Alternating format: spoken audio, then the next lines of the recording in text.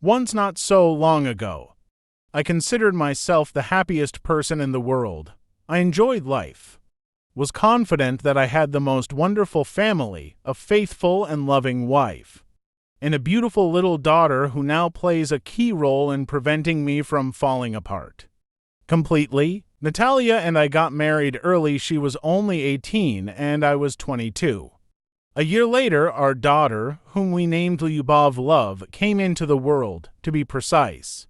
For years past, from the wedding to the fateful day, our life was without serious disagreements. I built a successful career, became the head of a department in a commercial organization.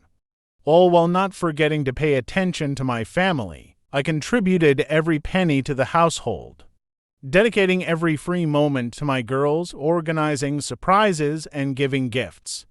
The question of why they treated me the way they did remains unanswered for now. I try to find fault in myself but haven't found it yet. I remember that day as if it were yesterday. I woke up, had breakfast, my wife went to work. I took our daughter to kindergarten and headed to my job, feeling upbeat. A couple of hours later, my wife called me with the news that she had taken a pregnancy test.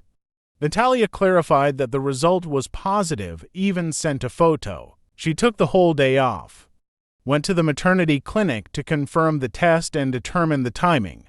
She planned to get everything done before noon and prepare something special for my return home. To celebrate this important moment in our lives, I was thrilled with this good news.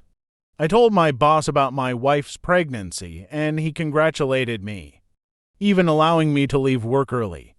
I decided to prepare a surprise for my wife and pick up our daughter from daycare. I didn't expect a surprise was waiting for me. On the way to my parents, I shared the joyful news with them, and they agreed that we needed some time alone. My father promised to take our daughter to daycare in the morning, prepared pleasant surprises such as a cake, a beautiful bouquet, champagne, and gave a gold pendant. I hurried home to arrange a festive surprise. However, upon opening the door, I noticed that my wife was sitting at the computer and actively discussing something with her friend on WhatsApp. I became a witness to their conversation, and it was a complete shock for me. The friend was inquiring about how far along my wife was in her pregnancy, and it turned out it was already the 4th week. I couldn't help but overhear the details being discussed. It was at that moment that I learned the child might not be mine. This entire conversation left me in a state of intense shock and bewilderment. Reflecting on this episode, it becomes clear to me how suddenly everyday life can change. I overheard my wife's conversation with her friend, which caused a profound shock in me. They were discussing moments related to the presumed pregnancy and, to my surprise, expressing unconventional views. The friend clearly believed that a modern perspective on relationships should include not only love, but also freedom in the provocative sphere. My wife, in turn, argued that love and actions in the bedroom are two separate aspects and they should not be mixed, justifying extramarital relationships as something enriching family life. Her words about how such adventures add spice to family routine astonished me. I was not prepared for such a turn of events. Listening to this, I felt as if I had been struck with a red-hot poker, and it was nauseating to realize what was happening. My emotional experience at that moment defies precise description. My wife, realizing that I had heard everything, started to justify herself. But it seemed to me that her words sounded empty. I could not believe that such a scene unfolded in our home. This incident made me rethink many aspects of my family life, and raised the question of how sincerely we understand each other. The wife fell to her knees and began to ask, "I'm sorry. Forgive me, please, for the sake of my daughter, for the sake of the unborn child."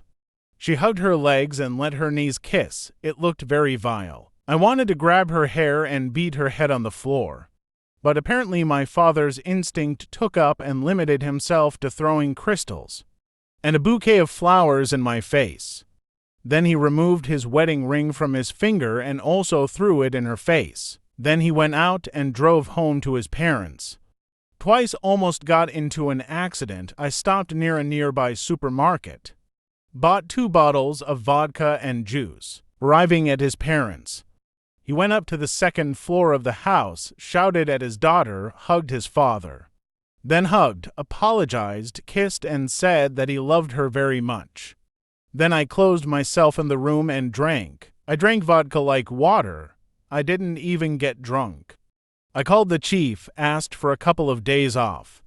He started drinking the 2nd bottle and knocked out. For 2 days he did not let anyone in. Sobbed and looked at one point. My mother came in a couple of times, brought tea, asked them. But I haven't said anything to them yet. On Sunday, a mother came in and said that Natasha had come for me or her daughter. He said that his daughter would remain here and nowhere else. My mother said that we should figure things out ourselves. If there's a quarrel, because disagreements can happen in any family, so here comes my wife. And I'm sitting on the floor, clearly expressing a sense of helplessness. I initiated dialogue with my wife, greeting her. Well, dear. How are you feeling or irritated? Let's talk. It's amazing how you found the courage to come here.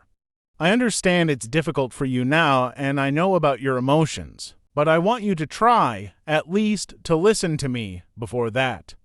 Answer my question, have I been a bad husband, father, and provider all this time?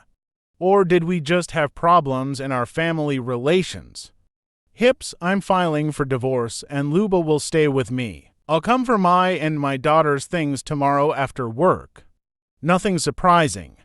The first reaction of a deceived husband, she shrugged and threw the fact of infidelity in my face. We'll get back to that. You don't even try to listen and understand me. Understand that if you said you met another man and fell in love with him head over heels, I would understand. If you, drunk and unaware of the consequences, did it accidentally and regretted it deeply, I would understand. If you were jealous, deciding to revenge for my infidelity, I would also understand, but in this situation, what can be understood at all? How can someone be so cold-blooded, cynically foolish? To cheat without visible reasons, just for your pleasure. And the most surprising thing about this is that you don't even realize what you've done. As for listening, I listened to you attentively yesterday. I think I don't want to communicate with you anymore in the future. I see you, but I don't feel your presence and, in general, don't sense any closeness. I suggest simply formalizing the divorce, avoiding further scandals. Regarding the question of our daughter, the court will handle it, but I will insist on my opinion. You're mistaken here, replied the wife. I won't give you a divorce. It's not even up for discussion, and for the next 2 years. We will remain a family. I want to remind you that I am pregnant with your child. Now even I have doubts about whether he is my child. Fine. You can inform everyone about it. I imagine the position you'll be in when we conduct a DNA test after his birth. I will insist on that, but it won't change anything, even if the divorce doesn't happen. I won't live under the same roof with you. You will, dear, but I'll tell you more. You're getting yourself together now, and we, along with Lyubashka, are going home, and our will be enough for you, I hope. Where does such confidence come from that everything will be exactly like that? What will happen tomorrow? Colleagues at work will find out that you left your pregnant wife, and they won't help you or even listen to you. You know how your boss will react to this. You'll lose your job like a shot. Your career will go downhill. And my good friend will cut off your oxygen everywhere, even as a security guard. They won't take you. That's your Sergei Palev. Have you heard of him? The most serious person, by the way. I met him yesterday. He understood everything. We decided to maintain just good friendly relations. And in any situation, I can rely on him. As for your friend Andryusha, it was more complicated with him. But I'm sure I explained everything to him too. At least, I hope he won't interfere anymore, said the wife with a bold voice. Understand, finally, besides you, I don't need anyone, okay? Let's get going, the wife continued. I know that if I go home alone now, Tomorrow you'll try to turn everyone against me. And if everyone finds out the reason, you're unlikely to tell anyone. You'd rather disgrace yourself first and then. You made it all up because you don't love me. Natasha laughed. Well, you. I looked at her with horror, but insulting a pregnant wife, I think, is unnecessary. The wife continued calmly. Okay, you got what you wanted. But you understand perfectly well that we won't have the same relationship. I'll never be able to forgive you, and do you even need my forgiveness? You don't consider what you've been doing all this time disgusting. And you don't even repent in it. Your life principles, views on family relationships, people like you don't change. You saw the world differently. I said, okay, we'll have 2 years together. If you still want a divorce after that, I'll let you go, but for now, let's not rush things. Get ready. I'll be waiting at home. I looked at her with surprise and said, agreed. Remember, no more us, and I won't talk to you about anything. You interest me only as long as you're carrying my child, and now. Go downstairs, wait there while I take a shower. In short, like an obedient, silent fool. I went home with her, there where everything now seems so alien. Moved into the living room, try not to communicate with the wife. Forgot how to smile, lost appetite and sleep and interest in life. I do everything automatically. And I go home with great reluctance. While Natalia is pregnant, I try not to shout at her, not to fray nerves, and she doesn't hear affectionate words from me as before, and in general. I only talk about her pregnancy, still containing it, but there's no more happiness. What to do next, I don't even know. My determination disappeared. Evaporated. If I leave, who will my children live with? I don't care about my career anymore. In such conditions, it becomes practically impossible to live. Another 6 months passed, and Natalia safely gave birth to a son named Ivan. The baby remarkably resembled me. My visit to the maternity hospital immediately revealed the cards. And I didn't need to introduce myself, as it became clear that I was the father, apparently. Fatherhood added a certain smoothness to our relationship with Natalia. In her eyes, it was evident that she blamed herself for the infidelity that had occurred. I constantly felt an excessive care over me, not the sincere female concern and affection that I was accustomed to. One evening, after receiving a call from Elena, a classmate who was temporarily in my city for work, we decided to meet at a restaurant. I had known Elena since school, and even then I felt an interest in her. The meeting was purely friendly, and I had no thoughts of starting a relationship on the side because I still loved my wife.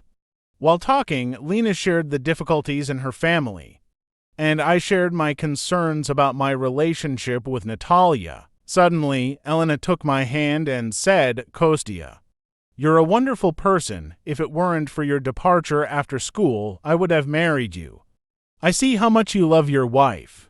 And judging by the stories, she loves you too and regrets her actions. Give her another chance. Suddenly, Natalia approached our table in an evening dress with a well-groomed hairstyle, saying, Hello, dear.